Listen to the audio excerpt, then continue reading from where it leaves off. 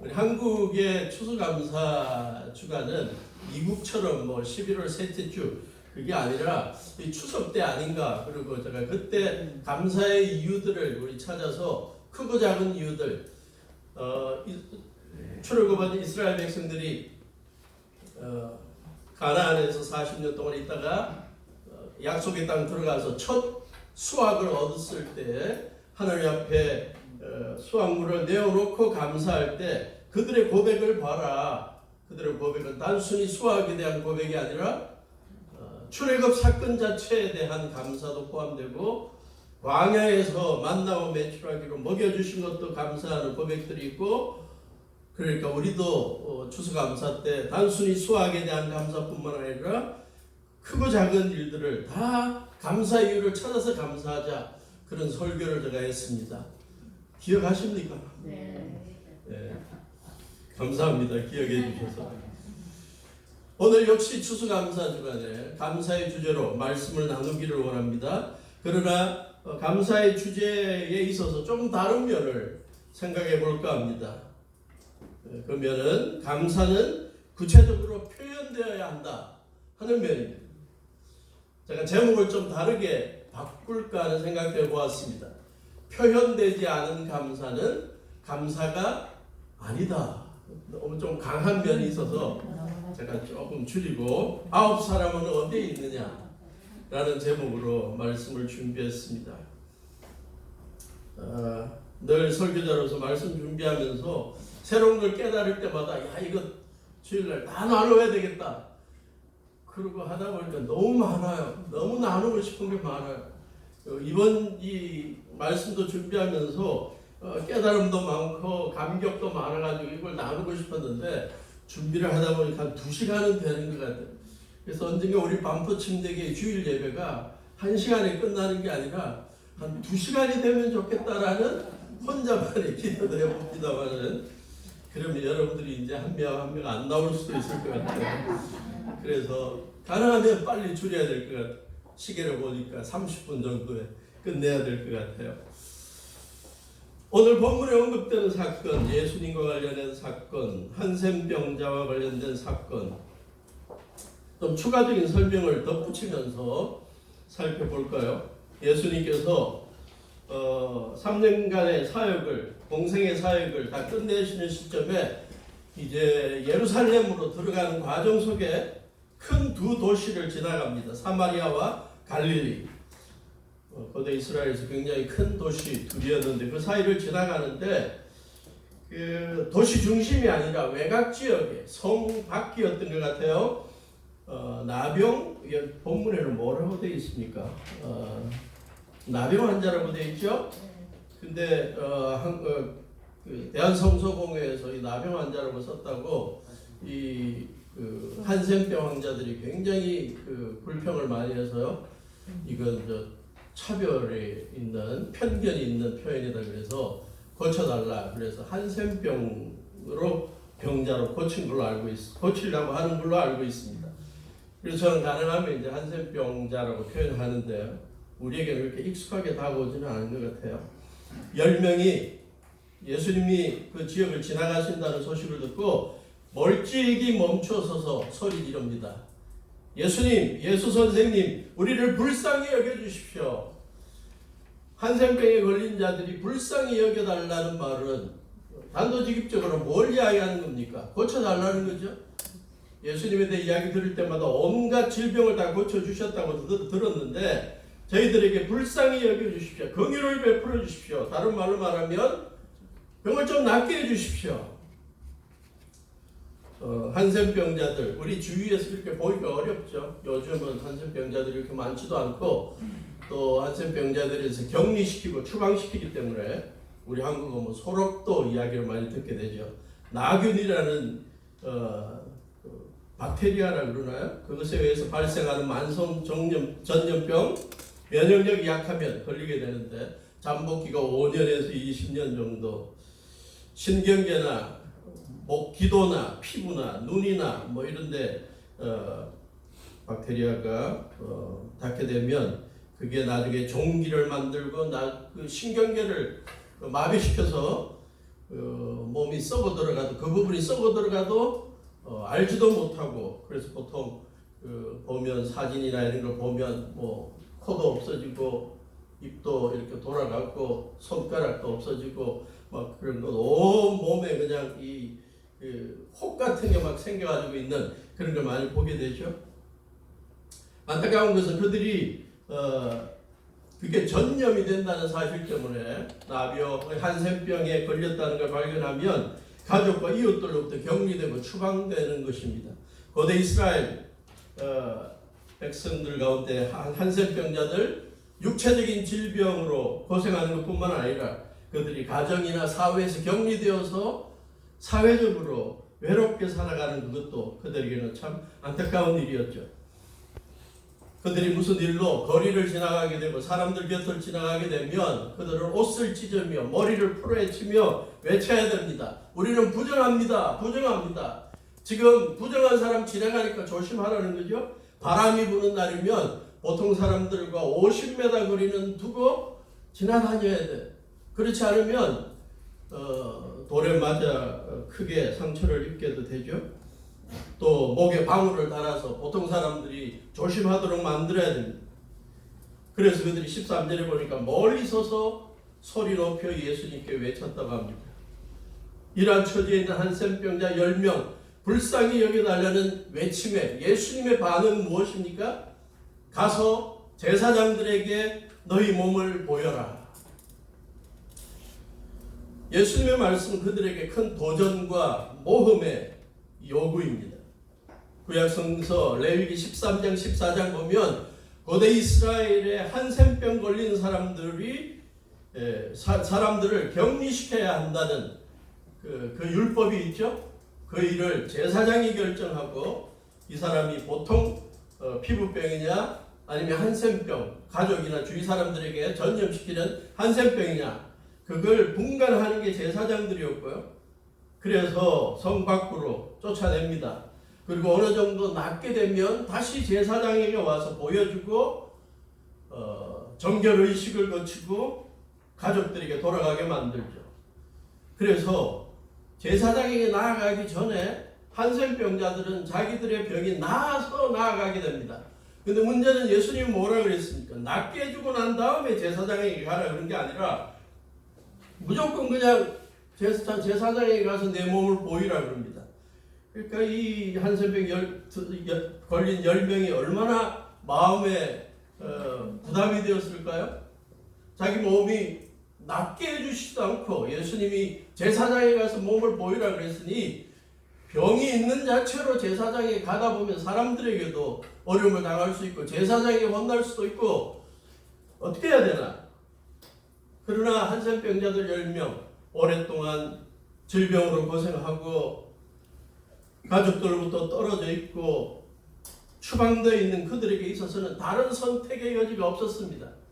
예수님의 말씀에 힘을 믿고 나아가 볼 수밖에 없죠. 가다 보면 예수님의 말씀이 힘이 있어서 치유의 역사가 일어날 수 있기를 바라며 발길을 내디딘 것입니다.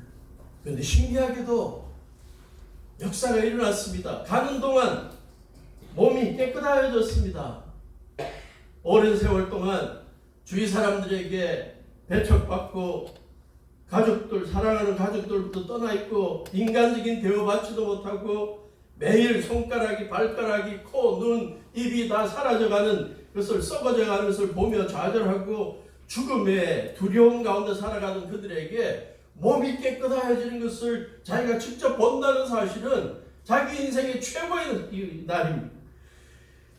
아마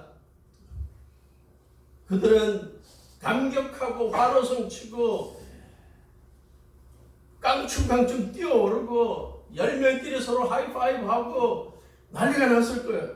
눈물을 흘리며 감격했을 겁니다. 근데 오늘 사건은 여기에 끝나지 않죠? 그 가운데 한센병에서 회복된 10명 가운데 한 사람이 예수님 앞에 나오는 모습이 부각됩니다. 큰 소리로 하나님께 영광을 돌리면서 왔습니다. 큰 소리로 하나님께 영광 돌리는 방법이 뭘까요? 찬양이겠죠. 그때 배웠던 성전에서도 찬송을 옛날에는 드렸었는데 그 찬송을 부르며 기뻐하며 되돌아옵니다. 예수님 발 앞에 엎드려 감사의 표현을 했다고 합니다. 이걸로 좋은데 그 다음에 그 사람의 신분이 언급됩니다. 그 사람은 사마리아 사람이다. 이 민족적인 편견에, 인종적인 편견의 말이 여기에 들어가 있어요.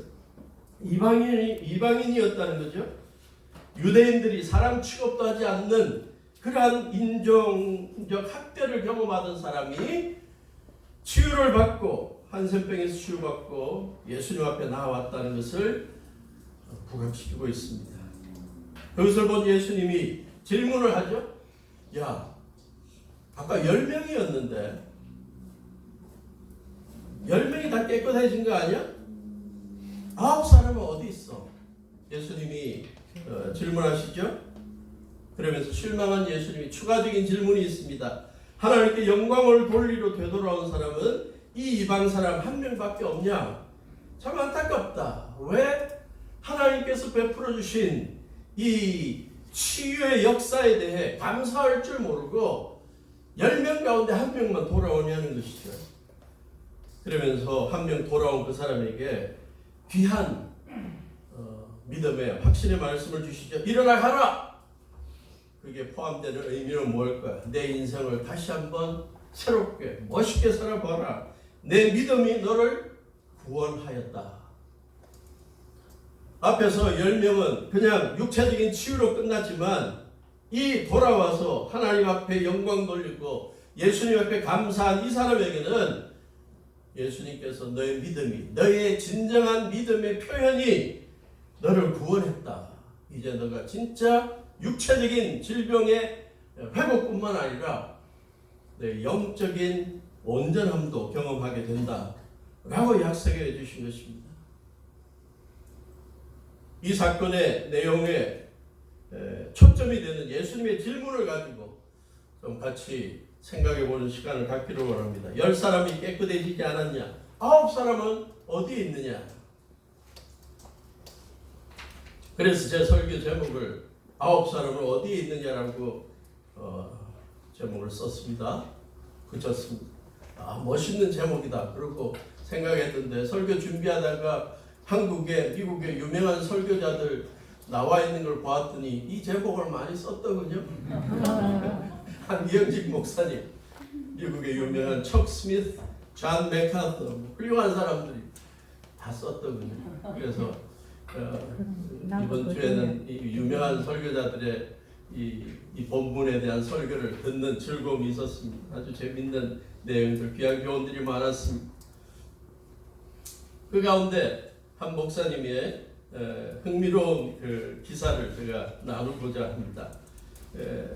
9명은 어디 있냐? 9명은 왜 안 왔냐? 라는 예수님의 질문에 대해 한 목사님이 그 9명의 상황을, 처한 상황을 다 설명을 했더라고요. 너무 재밌었습니다. 뭐 어떤 것은 제가 생각한 거하고 비슷하기도 하고 막 다르기도 하는데 첫째 윌리엄 맥더밋이라는 목사님의 설명인데, 첫째 한센병자는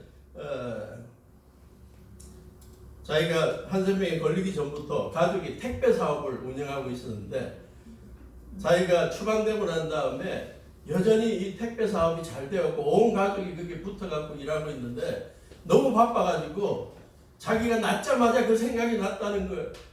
지금 상대 택배 사업하는 사람과 경쟁이 붙어 있는데 자기가 한시라도 빨리 가서 도와줘야 이 사업에서 이길 수 있다고. 그래서 뭐 예수님께 감사하고 그런 생각도 못했다는. 그럴 수 있겠다. 둘째 사람 한센병자는 낳고 나서도 불평한다는 거예요. 그래서 자기는 살고 싶지 않았다는 거예요. 이 세상이 너무 경쟁 사회고 마치 쥐들이 뭔가 물건 음식을 뜯어먹는데도 서로 싸우는 것처럼 서로 싸우고 있고, 이러한 경쟁에 자기는 더 이상 뛰어들고 싶지 않은데 이 낫게 해줘갖고 내가 이제는 직업도 얻어야 되고 또 싸우러 나가야 된다. 지금도 죽고 싶대. 뭐 이런 사람이 있더라. 세 번째 사람은 자기 가족들과 친구들이 자기를 위해서 매일 치유를 위해 기도해주고 있는데 자기가 나았다는 것을 빨리, 한시라도 빨리 알려주기 위해서 가야 됐다는 거예요. 그러다가 잊어버렸다는 거예요. 예수님께 감사하는 걸. 네 번째하고 다섯째 한센병자는 서로 친구였는데 너무 기뻐갖고 그들이 막 집에 뛰어가다가 보니까 잊어버렸대. 예수님께 감사해야 된다는 말, 생각을 잊어버렸대. 그래서 집에 다 와갖고 그 생각이 나서 다시 돌아갔더니 예수님과 그 무리들이 떠나버렸더라. 그래서 기회로 놓쳤다. 그럴싸한 것 같아. 여섯 번째 한센병자, 자기는 자기에게 다가온 이 치유가 행운이라고만 생각했지. 그래서 지금 이때까지 자기가 머물던 이 지역을 가능하면 빨리 떠나고 싶어서 빨리 사라져 버렸다. 일곱 번째 사람, 자기가 한센병 걸리기 전에 한센병 걸리고 집을 떠나온 다음에 손자들이 셋이 낳았는데 손자들 보고 싶어갖고 아직 한 번도 못 본 손자를 보고 싶어갖고 그냥 빨리 갈 수밖에 없었다는 거예요. 예. 우리 성도님들 가운데 할머니 할아버지들 이해가 되시나요? 예. 여덟 번째, 예. 이 사람은 지금 잠깐 나았는데 또다시 한센병에 걸릴지도 모르는데 내가 뭐 꼭 감사해야 되냐, 이게 영원한 치유인지 아닌지도 모르는 시점에 감사할 필요 없다라고 생각했다는 거죠. 아홉 번째 사람이 제일 재밌습니다. 2년 1개월 14일 전에 달밤에 자기의 사랑하는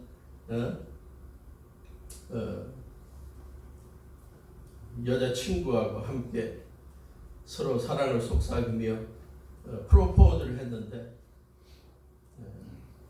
자기가 한센병 걸린 걸 알고 자기 사랑하는 여자친구가 나을 때까지 기다리고 있겠다고 약속을 했대요. 그래서 그 약속을 자기가 믿고 이 나은 것을 빨리 보여줘야 된다고, 아직도 날 기다리고 있는지 그걸 알아보기 위해서 돌아가다 보니 예수님께 감사하는 걸 잊어버렸다. 이게 다 추측입니다. 제가 나름대로 생각해. 근데 다 그럴싸하잖아. 근데 또 다른 목사님들 좀 한 걸 생각해보고 저도 좀 이렇게 추가해보니까 뭐 여러 가지가 있던데 그 가운데 하나는 예수님과 그 제자들의 무리를 많은 사람들이 싫어하고 있고 뭐 어떻게 하면 이 꼬투리라도 잡아갖고 죽일 생각하고 있는 시점에 내가 예수님하고 섞이면 내 인생 비참해질 수 있다. 그래서 그냥 멀리 가버렸다 하는 사람도 있다. 가버린 병자도 있다는 거, 그럴싸하겠다. 어떤 사람은 예수님 섬기는 거 그게 너무나 힘들 것 같아서 아예 그냥 거리를 두는 게 좋겠다. 여러 가지 9명의 처한 상황에 대해 여러 가지 이유들을 들 수 있겠지만 저는 크게 둘로 나눠 볼 수 있을 것 같습니다. 하나는 감사할 마음이 없었던 자들이고요. 본문에 보면 그런 걸 추정하게 만듭니다. 예수님께서 감사하러 돌아온 한 사람이 사마리아 사람이었다는 것을 지적하는 것과 관련해서 우리가 생각해 볼 수 있습니다. 이 이방인 외에는 하나님께 영광을 돌리러 돌아온 자가 없느냐? 유대인들은 무슨 민족적인 인종적인 자부심이 커서 선택 사상에 빠져서 예수님께서 그의 한센병, 죽음의 병을 치유해 줬는데도 감사할 줄 모르고 나에게 이러한 일은 빨리 있었어야 한다. 내가 누군데? 내가 유대인인데 하나님의 택한 백성인데 나는 이렇게 고통당하고 있어야 될 사람이 아니었는데 드디어 나의 본 모습으로 돌려줬구나. 당연히 있었어야 할 일이다. 민족적인 자만심, 자부심, 교만 때문에 예수님의 치유의 은혜를 감사할 줄 몰랐을 것이다. 우리의 삶에도 주님께, 하나님께 감사할 줄 모르게 되는 이유 가운데 하나는 우리의 교만 때문이겠죠. 우리 그 교만을 없앨 때 우리는 하나님께 겸손하게 감사할 수가 있는 것입니다. 그런데 두 번째는 감사하는 마음은 있었지만 어떻게 표현할 줄을 몰랐다? 아니면 감사하는 마음만으로도 예수님께서 알아주실 거다. 또 어떤 사람은 나중에 감사하면 되지. 지금은 바빠서. 감사하는 마음은 있는데 마음으로 족하다? 표현할 줄을 모른다? 나중에 표현하면 된다. 이러한 생각을 가진 사람들도 예수님 앞에 나오기가 어려웠다는 것입니다. 제가 오늘 말씀을 나누는 초점을 여기에 좀 두고 싶어요.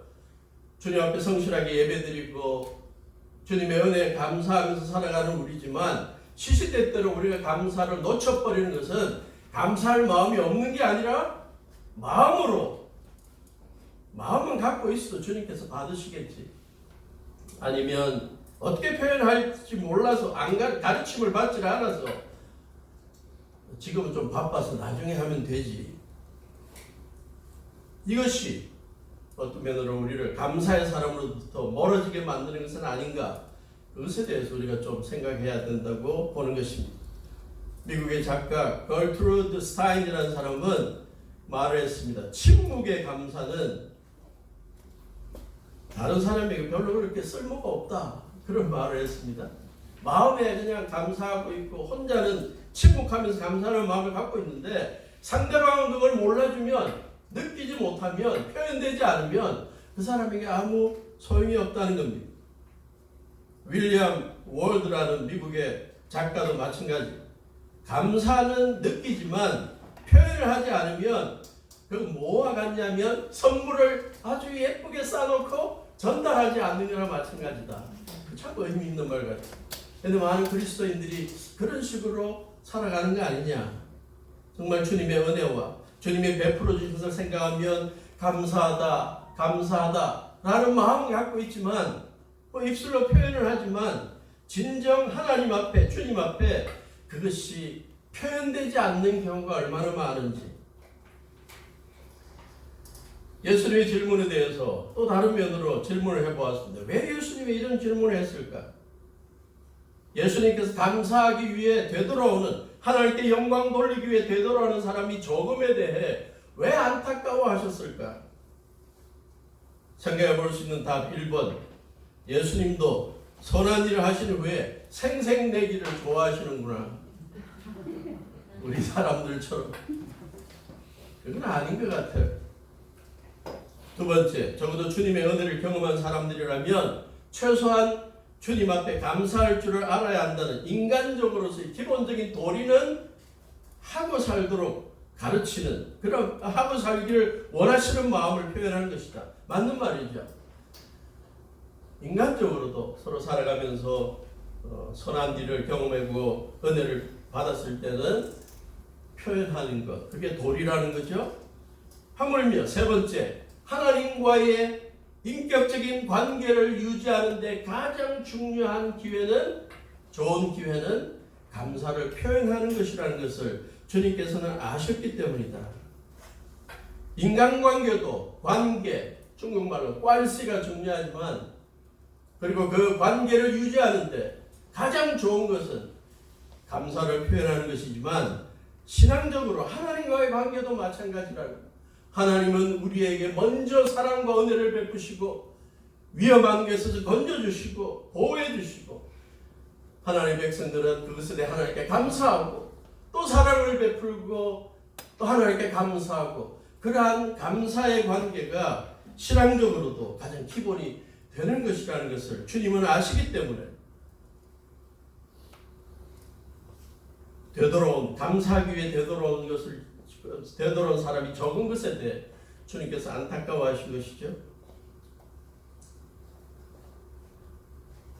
주님과의 인격적인 관계를 유지할 수 있는 믿음의 안에서 경험할 수 있는 최고의 풍성한 은혜를 경험할 수 있는 비결이 감사라는 사실을 본문은 가르쳐 줍니다. 예수님의 마지막 말씀이 증거 구절이 될 수 있죠. 일어나 가라, 내 믿음이. 주님께서 베풀어 주신 치유의 은혜를 경험하고 감사해서 돌아와서 주님 앞에 찬양하고 경배하는 그러한 모습 자체가 육체적인 치유로 끝나지 않는 영적인 구원까지도 허락한다는 사실, 그걸 보여주는 것입니다. 내 믿음이 너를 구원했다. 예수님의 여러 다른 구절들 속에, 다른 사건들 속에 예수님께서 죄를 용서해 주시고 치유해 주시고 한 다음에 꼭 하시는 말씀, 내 믿음이 너를 구원했다. 주님 앞에 모든 걸 내어놓고 간구하고 은혜를 받았을 때 감사를 표현하는 그러한 것이야말로 주님과의 관계, 인격적인 관계를 맺게 만들고 주님께서 베푸는 영적인 구원까지도 경험하게 한다는 것이죠. 미국의 유명한 설교자 존 맥카더 목사님의 이 본문 설교의 제목이 그것을 단도직입적으로 소개해 줬습니다. 10men healed. 10명이 나음을 얻었는데 one man saved. 한 사람만 구원받았다. 맞는 말이죠. 예수님께서 한센병자 10명 치유받은 10명 가운데 한 명밖에 오지 않고 돌아오지 않고 감사하지 않는 이러한 것에 대해서 안타까워하시고 마음 아파하신 것에 대해서 내가 이제 다 신학적으로 많이 해석을 했는데요. 설교를 준비하면서 심리학적으로 좀 접근하는 기회를 갖게 되었습니다. 이 면을 오늘 우리 성도들이 같이 좀 깊이 생각하고 살아가면 좋겠다는 마음을 가졌습니다. 그것은 뭐냐면 감사를 표현하는 습관이야말로 우리의 삶을 전인적으로 행복하게 지켜준다는 사실을 주님께서는 아셨다라고 볼 수 있습니다. 인간을 창조하시고 인간의 체질을 아시는 하나님, 그분의 아들 예수님께서 한 사람 한 사람의 삶 속에 이 감사를 표현하고 사는 것이 그들의 삶을 더욱더 온전하게 만들고 행복하게 만들어준다는 사실을 아신 것 같다. 그래서 감사하며 표현하며 살라고 가르치고 있는 것이라고 보는 것이죠. 심리학자들이 의사들이 이런 데 대해서 글을 쓴 걸 좀 읽어보았습니다. 하버드 헬스 퍼블리싱이라는 하버드 의대에서 발행하는 그러한 논문집이라고 그럴까요? 그것에 나온 글을 하나 읽어봤더니 긍정심리학 뭐 이런 게 있대. 심리학 가운데 인간들이 긍정적으로 살게 만들고 행복하게 살게 만드는 그런 데 관한 글을 쓴 사람들이 있는데 그 가운데 의사 둘이 실험을 했다고 합니다. 로버트 에몬스라는 UC 데이비스의 의사하고 마이클 머클루라는 마이애미 대학의 의사분하고 둘이서 실험을 했는데요. 사람들을 이렇게 세 그룹으로 나눴다 그럽니다. 세 그룹으로 나눠서 한 환자들 그룹은 일주일 동안 생활하면서 감사했던 일들을 다 적어보라 그래요. 그래서 일기처럼 적어보라 그랬대. 그 다음에 또 다른 그룹은 일주일 동안 지내면서 짜증나고 열받게 만든 것들만 다 적어보라 그랬대. 그 다음에 또 다른 그룹은 아무거나 생각나는 거 적어보라 그랬대. 그래서 10주 동안 그렇게 시키고 지난 다음에 이렇게 비교를 해봤더니 그 주간 한 주간 감사한 일들을 찾아서 적어놓고 살아가는 사람들이 다른 쪽보다 훨씬 낙천적이고 인생에 대해서 또 행복감을 갖고 살아가고 더욱더 운동도 열심히 하고 아파서 의사 찾아오는 것도 적더라. 두 번째, 닥터 마틴 셀리그먼이라는 사람, 펜실베니아 대학의 의사가 411명의 사람들을 모아놓고 환자를 모아놓고 실험을 했다고 합니다. 살아오면서 자기에게 친절을 베풀어 주거나 자기가 생각할 때 참 감사하다 라는 사람들이 있는데 이때까지 그들에게 감사를 표현하지 못했다면 그들을 좀 찾아서 그들에게 감사 편지를 써서 직접 전달해 보라고 했대요. 411명. 그랬더니 그것을 자기 살아오면서 참 감사했던 것에 대해서 감사하다고 써서 이메일을 보내든 편지를 보내든 카드를 보냈던 사람들이 행복감이 급격하게 증가했더라. 그리고 그들의 표현, 그러고 난 다음에 기쁨과 행복감이 저보다 한 달은 가더래요.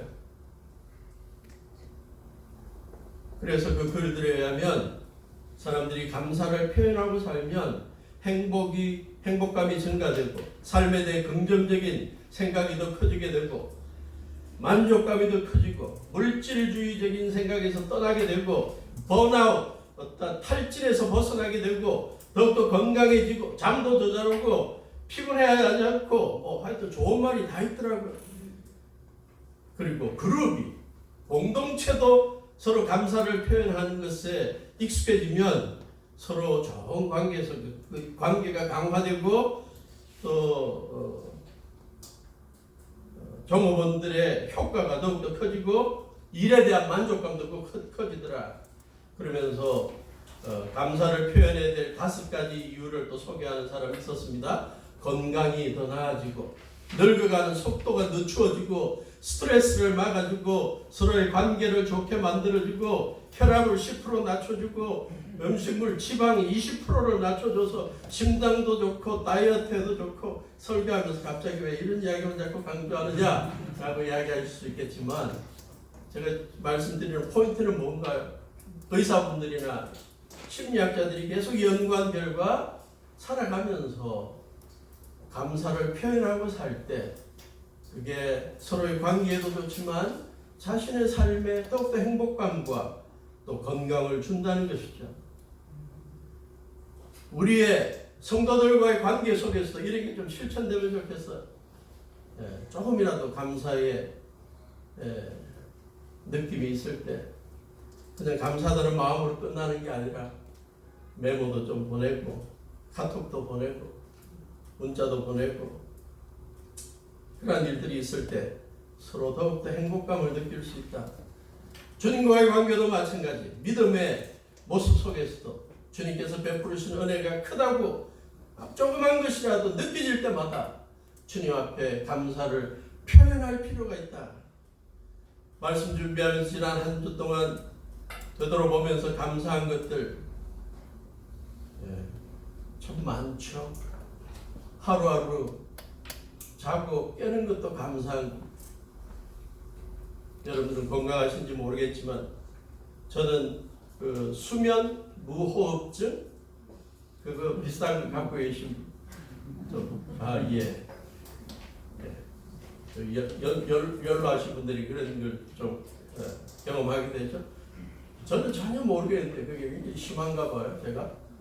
그래서 갑자기 자다가 숨이 멈춰지고 저희 집사람은 옆에서 언제 이게 다시 돌아오나 있다가 뭐 3, 40초 안 되면 옆에서 급하게 깨우고 그런 걸 보니까 하루하루 잠자리에 들고 깨는 게 감사한 거예요. 아침에 아파트에서 나와서 뭐 어디를 가려고 그러다가 자칫 생각을 안 하고 어떻게 핸들을 돌리는데 보면 마주오는 차가 그냥 거의 박을 뻔하는 그런 일들도 있죠. 그러면 감사하다. 운전하면서 길을 걸으면서 자면서 하루하루가 감사하는 일들이 얼마나 많은지 그때마다 우리가 주님 앞에 표현할 필요가 있다. 마지막으로 감사를 표현하는 방법들. 주님 앞에 감사하고 서로가 감사를 표현하자 그랬는데 어떻게 표현할 수 있냐? 첫째 찬양이죠. 시편 26편 7절. 시편 26편 7절 준비되어 있나요? 자, 밑에 있네. 같이 읽어봅니다. 시작. 감사의 노래를 소리 높여 부르며 주님께서 나에게 해주신 놀라운 일들을 모두 전하자. 위에 100편 4절 감사의 노래를 드리며 그 성문으로 들어가거라. 찬양의 노래를 부르며 그 뜰 안으로 들어가거라. 감사의 노래를 드리며 그 이름을 찬양하여라. 주님께 감사하는 가장 쉽고도 주님께서 기뻐하시는 방법 가운데 하나는 찬양입니다. 감사 찬양에 익숙한 우리가 되면 좋겠습니다. 그래서 오늘 우리가 불렀던 그러한 찬양도 우리가 자주 부르면 좋겠습니다. 여러분을 위해서 감사하다고 노래를 불러준 사람이 있습니까? 네? 여러분 배우자가 여러분 앞에 10월에 마지막 10월이 가기 전에 10월에 어느 멋진 날인가를 불러준 적이 있어요. 별로 감동을 못 하시는 것 같아요. 제가 유학을 마치고 30살에 침례신학대학교 구약교수로 와가지고 강의를 하는데 처음엔 학생들이 조교인 줄 알고 막 그러다가 한 학기 끝나고 나서 20대 후반에 나이가 두세 살밖에 차이가 안 난 것 같은데 군에 갔다 온 학생이 한 학기 강의 끝냈다고 감사하다고 뭐 초콜릿하고 모르는 걸 갖고 오더니 제 앞에서 손을 이렇게 모으고 스승의 은혜는 아들 같아서 두세 살 차이 나는 늙은 학생이 뭐 닭살 맞아가지고 막 그냥 그만하고 가라고 그러고 싶은데 끝까지 그러더라고요. 근데 그게 아직도 생생합니다. 나를 위해서 감사하다고 노래 불러준 사람은 그 늙은 예비역 한 명 부르더라고요.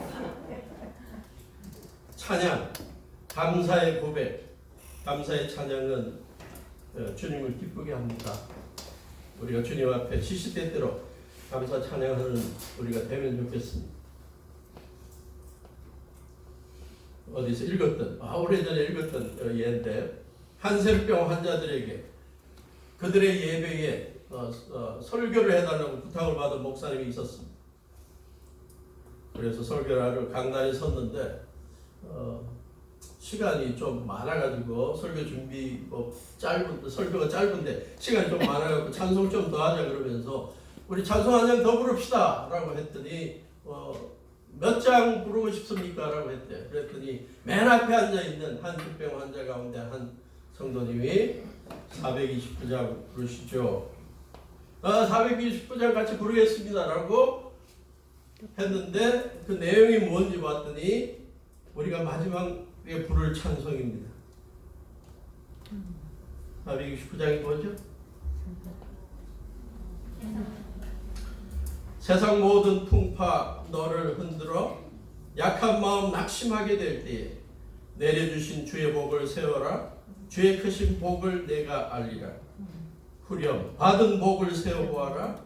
크신 복을 내가 알리라. 받은 복을 세워보아라. 주의 크신 복을 내가 알리라. 한센병에 걸려 사랑하는 가족들하고 떠나 있고 온몸이 썩어 들어가는 그 사람에게 무슨 감사할 일이 많을까? 그러나 그는 그 속에서도 하나님께서 주신 복을 세워보자고 제안하고 있는 거죠. 설교를 통해 은혜를 끼치기 위해 같은 그 목사님이 그 찬양에 그 한센병 성도님의 그 마음에 감동을 받고 은혜를 받고 왔다는 간증을 읽어본 적이 있습니다. 찬양으로 감사를 표현하는 우리가 될 수 있기를 바라고, 둘째 감사의 기도, 감사의 고백 주님 앞에 드려야 되겠죠. 디모데전서 2장 1절 같이 읽어봅니다. 디모데전서 2장 1절 시작.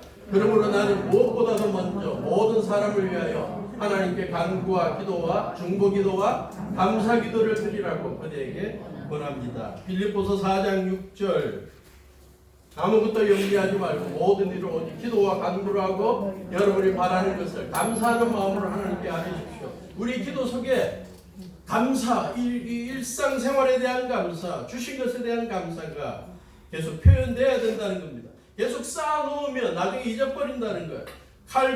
존 칼빈이 말합니다. 우리는 하나님의 은혜를 표현하는 데 있어서 머리가 너무 안 좋고 기억력이 좋지 못하대.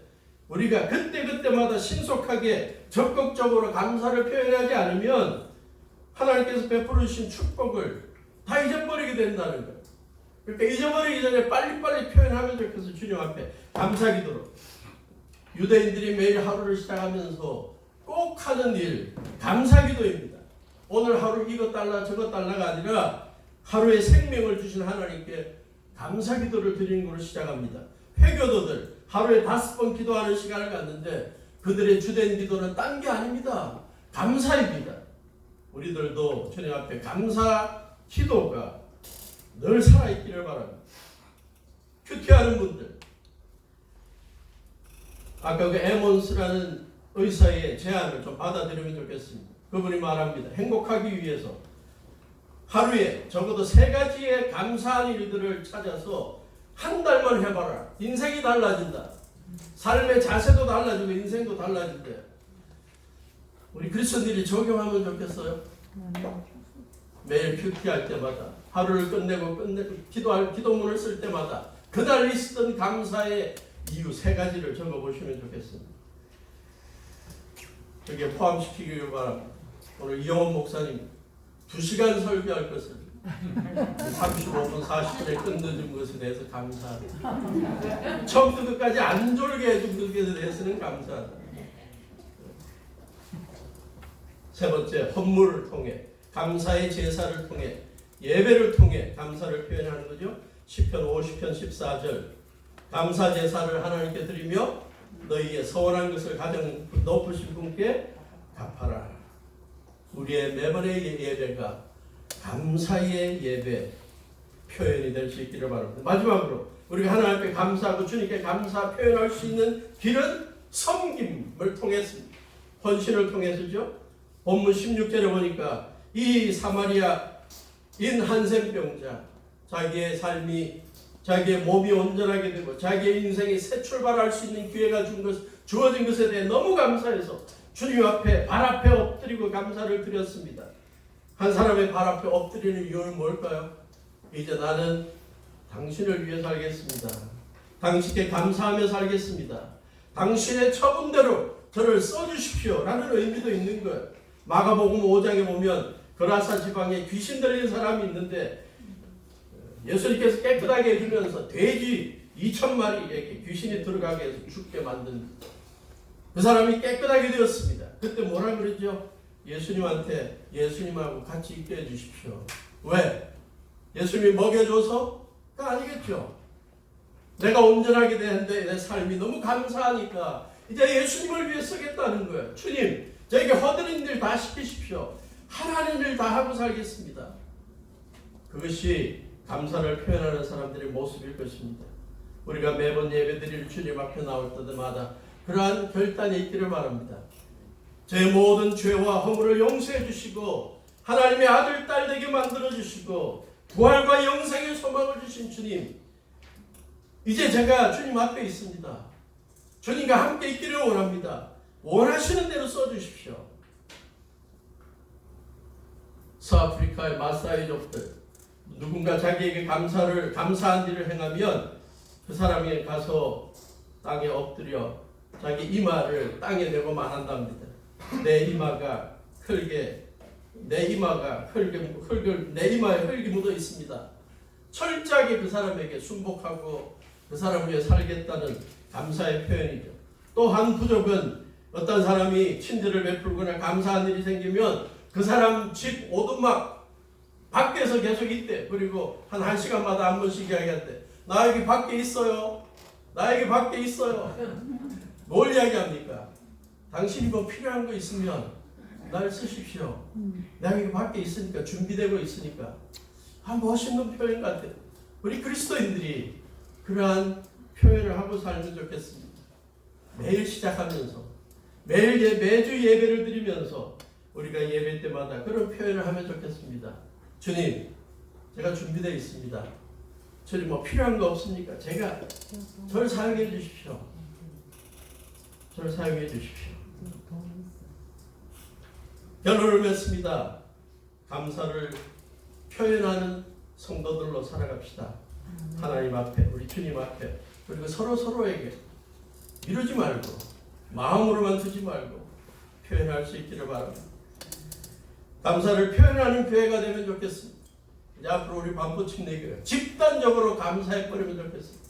우리 교회에 좋은 일을 좀 도움을 준 사람이 있으면 개인적으로도 감사하겠지만 반포교회 성도들이 집단적으로 사인해갖고 보내버리면 좋겠습니다. 그러면 달라질 것 같아요. 그러면서 생각나는 거, 이게 실현될 수 있을지 모르겠지만 지금 요즘 이 반포 지역의 아파트 조합 좀 관계가 껄끄러웠는데요. 그런 생각이 들더군요. 집단적으로 그냥 감사의 글을 알아 써갖고 전 성도들 사인해갖고 한번 보내면 어떤 반응이 나올까? 앞으로 당신들 섬기겠습니다. 이때까지 우리하고 좋은 관계 해주시고 도와주려고 해서 감사합니다. 앞으로 더욱더 섬길 테니까 기회를 주십시오. 감사를 먼저 해버리는 거예요. 그러한 교회, 감사하는, 개인적으로 교회적으로 감사하는 교회로 우리가 살아가는 반포침례교회 성도들 될 수 있기를 주님의 이름으로 축원합니다. 아멘. 기도하시겠습니다.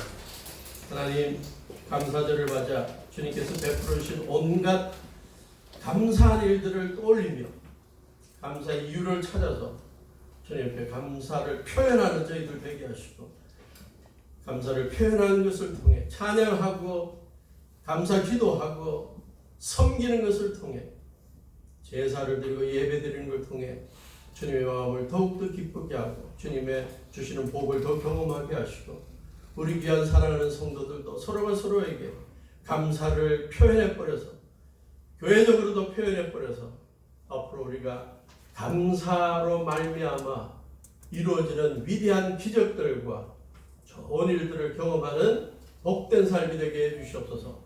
예수님 이름으로 기도하옵나이다. 아멘.